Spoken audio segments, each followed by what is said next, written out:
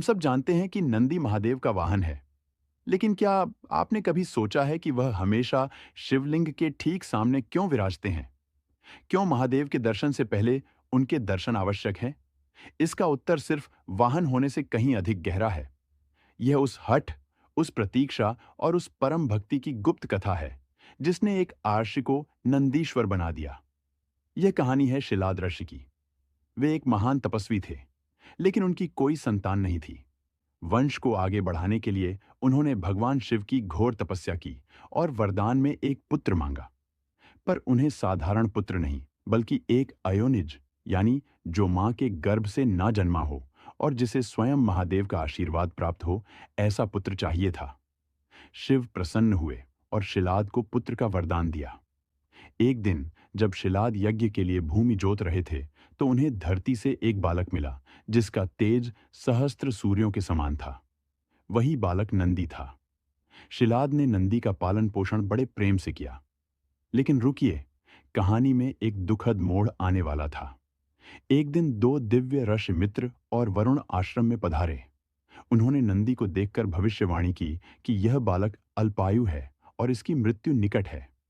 यह सुनकर शलाद ऋषि शोक में डूब गए। पर जब नंदी को यह पता चला, तो वे हंसे और बोले, जिसने मुझे जीवन दिया है, मेरी रक्षा भी वही करेगा।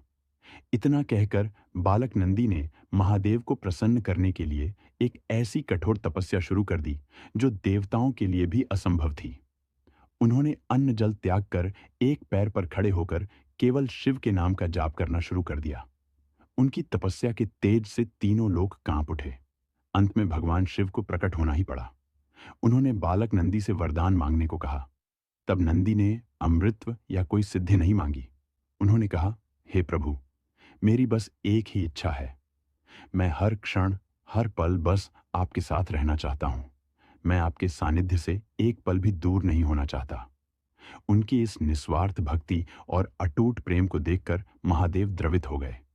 उन्होंने नंदी को न सिर्फ अमृतत्व का वरदान दिया, बल्कि उन्हें बैल का मुख देकर अपने सबसे बड़े गण, अपने सखा और अपने वाहन के रूप में स्वीकार कर लिया। उन्होंने नंदी को वरदान दिया, हे नंदीश्वर, आज से मेरे दर्शन से पहले संसार तुम्हारे दर्शन करेगा। जो भी अपनी मनोकामना तुम्हारे कान में कहेगा, वह प्रार्थना सीधे मुंह तक पहुंचेगी। तुम मेरे और मेरे भक्तों के बीच की सबसे पवित्र कड़ी बनोगे। इसीलिए आज भी नंदी सिर्फ एक वाहन नहीं, बल्कि प्रतीक्षा, धैर्य और निस्वार्थ भक्ति के प्रतीक हैं, जो हमें सिखाते हैं कि ईश्वर तक पहुंचने का मार्ग केवल समर्पण से ही मिलता है।